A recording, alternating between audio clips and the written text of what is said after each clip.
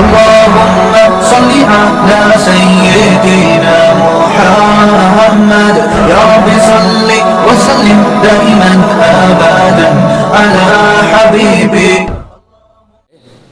یہ مسئلہ خوب اچھی طرح سمجھیں. لوگوں میں ابتلا بہت ہے اس کا، آج کل بہت واسطہ پڑتا ہے. بعض علماء کی رائے یہ بھی ہے کہ اگر کوئی شخص ہے جو حلال بھی کماتا ہے اور حرام بھی کماتا ہے، اور حرام زیادہ کماتا ہے، حلال کم کماتا ہے، حرام زیادہ ہے اور حلال کم ہے، وہ آپ کی دعوت کرتا ہے. جیسے پولیس والوں کی، جو سب پولیس والے ایسے نہیں جو بیان سن رہے ہیں ان کے علاوہ، پولیس والے جو ہیں ان کی تنخواہ اتنی نہیں ہوتی جتنی ان کی اوپر کی آمدنی ہوتی ہے. اب پولیس والے نے آپ کو بلایا چائے پہ. قیامت کی علامات میں سے ہے کہ اگر کوئی پولیس والا آپ کو چائے پلا دے، لیکن بہرحال اچھے بھی ہوتے ہیں. تو وہ جب آپ کو چائے پلائے گا پولیس والا، تو اب یہ اصول اور ضابطہ آپ پورا سوچیں گے، بھائی حلال بھی کماتا ہے اور حرام بھی. تو فقہ حنفی میں جو فتویٰ ہے امام ابو حنیفہ کا، اور وہ بعد کے جو ہمارے جتنے بھی فقہ احناف ہیں ان کا فتویٰ یہ ہے کہ حرام زیادہ ہے، لہذا اس سے چائے پینا آپ کے لیے جائز نہیں ہے. حلال کا مقدار کیا ہے؟ کم ہے. کیونکہ غالب امکان یہ ہے کہ یہ جو چائے پلا رہا ہے یہ کن پیسوں سے پلا رہا ہے؟ رشوت کے پیسوں سے، لہذا اس کی چائے پینا حلال نہیں ہے. سمجھ رہے ہو بات؟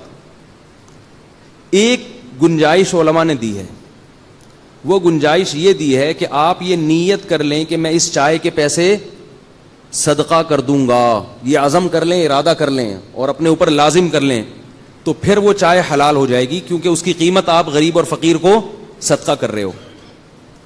اس کی لاجک کیا ہے یہ بھی وقت نہیں ہے، ورنہ میں اس کی بھی لاجک بتاتا. یہ فقہا نے یہ کیوں، لوگ فیس بک پہ آج کل مسائل آتے ہیں، لوگ کہتے ہیں کہاں سے لائے ہو بھائی، علم ہے نہیں اور بیٹھ کے اعتراضات کرتے رہتے ہیں. تو علماء جو بھی مسئلہ لکھتے ہیں نا اس کے پیچھے کوئی لاجک ہوتی ہے، ایسے بیٹھ کے نہیں چھاپ رہے ہوتے. اور یہ جو آج کل کی نئی نئی چیزیں آ رہی ہیں نا مارکیٹ میں، ان کی باتوں کے پیچھے کوئی لاجک نہیں ہوتی ہے، پھینک رہے ہوتے ہیں.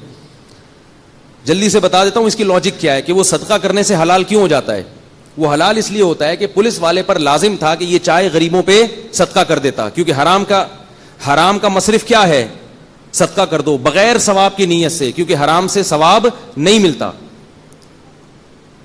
اور بغیر ثواب کی نیت کے صدقے کا حکم اس لیے ہے کہ ضائع ہونے سے بہتر ہے کسی کے کام آ جائے.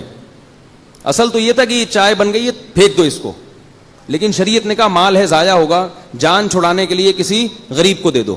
لیکن اس غریب کو یہ نہ بتاؤ کہ یہ رشوت کے پیسوں کی ہے، ورنہ اس کے لیے بھی پھر حلال نہیں ہوگی. کیونکہ اسی غریب کو اگر پتہ چل جائے نا کہ مجھے حرام کے پیسے کھلا رہا ہے تو پھر غریب کے لیے وہ لینا جائز نہیں ہے. تو اب وہ حق کس کا ہے؟ حرام کس کا ہے؟ غریبوں کا. تو جب آپ نے یہ نیت کر لی کہ میں اس کے پیسے غریب کو دے دوں گا، تو فقہا کہتے ہیں گویا آپ نے غریبوں سے وہ خرید لیے. کیا کریں یار، اسی مزے کی بات ہے یا نہیں؟ وہ آپ نے کیا کر لیا غریب سے، بھائی یا تو وہ دے دو یا اس کا بدل دے دو. اور غریب کو اس چیز میں اتنی دلچسپی نہیں ہوتی جتنی اس چیز کے پیسوں میں دلچسپی ہوتی ہے. تو یہاں تک علماء بیان کرتے ہیں. لیکن اس میں ایک اور چیز بھی ہے آگے، وہ یہ ہے کہ جب آپ حرام کمانے والے کا ہدیہ کھائیں گے یہ کہہ کر کہ میں اس کی قیمت صدقہ کروں گا، تو آپ کے ذمے یہ لازم ہے کہ آپ اس کو بتائیں گے بھی کہ میں تمہارا یہ گفٹ اس شرط کے ساتھ قبول کر رہا ہوں کہ اس کے پیسے میں صدقہ کروں گا. اتنے مزے نہیں آ رہے جتنے ابھی آپ سمجھ رہے تھے. کیونکہ اگر آپ نے اس کو نہیں بتایا تو آپ گناہ میں اس کے ساتھ معاون اور مددگار بن رہے ہیں. وہ کل یہ کہہ سکتا ہے کہ یہ رشوت حرام ہے میرے لیے، لیکن جب مولوی صاحب کو چائے پینی ہوتی ہے تو ان کے لیے یہ حلال ہو جاتی ہے. نہیں آئی بات؟ کہ جب وہ کہیں گے یار یہ حلال ہے، سارا دن کہتے رہتے ہیں حرام ہے، بینک کی انکم حرام ہے، رشوت حرام ہے، اور یہ حرام ہے اور وہ حرام ہے، اور جب ان کو دعوت پہ بلاؤ سارے پھوڑ دیتے ہیں آ کے، ادھر حرام کدھر گیا. تو اس کو بتاؤ کہ ہم یہ جو دعوت پھوڑ رہے ہیں نا آپ کی، یہ آپ کا دل رکھنے کے لیے پھوڑ رہے ہیں، اور یہ نہ سمجھنا کہ ہم گناہ میں معاون اور مددگار بن رہے ہیں. اتنے پیسے ہم کسی غریب کو بولو بھائی صدقہ کریں گے تو پھر وہ دعوت کا مزہ کیا ہو جائے گا کھرکھراو کا ہو گیا یار، پھر اپنے پیسوں سے ہی نہ کھا لوں میں. اب میرے پاس فون آتے ہیں، بعض خواتین کے فون آتے ہیں، وہ ہماری جٹھانی ہے، اس کے شوہر بینک میں جاب کرتے ہیں، تو وہ ہدیہ لے آتی ہے، ہم اگر نہیں لیں گے تو جنگ ہو جائے گی، یہ ہو جائے گا، فلانا ہو جائے گا. لڑائی جٹھانی سے کون لڑ سکتا ہے بھائی؟ امریکہ سے لڑنا آسان ہے، روس اسرائیل سے لڑنا آسان ہے، انڈیا سے لڑنا آسان ہے، جٹھانی سے لڑنا ناممکن ہے بھائی. تو کہتے ہیں ہم نے اگر انکار کر دیا ہم تو کہاں جائیں گے بھائی؟ تو ایک وہ تو پہلی غیبتیں کر کر کے، اور اس کے دل میں جب حسد پیدا ہوگا تو وہ اور ہمارے خلاف ہوگی. تو میں ان سے کہتا ہوں کہ اس کو بتا دو کہ آپ جب بھی مجھے گفٹ دیتی ہیں ایک دفعہ بتا دینا کافی ہے، ہر دفعہ بتانا ضروری نہیں. کہ بھئی آپ جب بھی مجھے گفٹ دیں گی تو بہن یہ سمجھ لیں کہ میں اتنے پیسے کسی غریب کو صدقہ کروں گی، پھر وہ گفٹ رکھوں گی یا وہ گفٹ ہی صدقہ کر دوں گی. ایک دفعہ بتا دیں، وہ ایک دفعہ اس کی آگ لگے گی. ہر دفعہ بتانا ضروری نہیں، ایک دفعہ قانون بتا دیا بھائی آپ کھلاؤ جتنا مرضی کھلانا ہے، لیکن یہ یاد رکھو یہ مجھے فری کا نہیں پڑ رہا. آپ جب بھی مجھے دعوت پہ بلائیں گے ہم آپ کے آئیں گے، ہم کھائیں گے، لیکن یہ ذہن میں رکھنا کہ اتنے پیسے ہم صدقہ کر دیں. ایک دفعہ بتا دیں، بار بار بتانا ضروری نہیں ہے. پھر ایک اصول ہو گیا، پھر وہ اگر بھول گئے تو ان کی غلطی ہے. اسی سے ان کی آگ لگے گی دم میں انشاءاللہ. ان کو یہ خیال ہوگا یار ہم اتنے برے ہیں کہ ہماری چیز فری میں کوئی کھاتا ہی نہیں ہے، اس کے صدقے کرتا ہے. ہو یہ رہا ہے کہ ایک طرف ہم تقریریں کرتے ہیں صبح و شام، سب کرتے ہیں، لوگ بھی کرتے ہیں، جا کے بتاتے ہیں حرام ہے حرام ہے حرام ہے، اور جب وہ خود آپ کو کچھ کھلا رہا ہوتا ہے تو کھا لیتے ہیں بیٹھ. حکومتی افسروں پر ہم تانے دیتے رہتے ہیں کہ یہ حرام ہے، حرام کھاتے ہیں، حرام کرتے ہیں، اور جب وہ آپ کو کھلاتے ہیں تو آپ شوق سے کھا لیتے ہیں. تو بھئی حرام ہے تو پھر سب کے لیے حرام ہے نا. کیا خیال ہے؟ تو میں جلدی سے وہ یہ مسئلہ سمیٹوں، ختم کروں. تو میں مثال دے رہا تھا کہ حلال زیادہ ہو اور حرام کم ہو، تو پھر علماء کا اس پر اتفاق ہے کہ کسی تھرڈ پرسن کے لیے اس میں سے کھانا حلال ہے. سمجھ رہے ہو؟ کیونکہ زیادہ کیا ہے؟ حرام. ہاں جب وہ خود بتائے گا کہ یہ میں نے حرام سے کھلا رہا ہوں، یا آپ نے خود دیکھا کہ اس نے تنخواہ لی اور آپ کو لے کے چلا گیا کچھ کھلانے کے لیے، تو وہ تو چونکہ اس نے مکس نہیں کیا نا ابھی، اس لیے پھر وہ ناجائز رہے گا.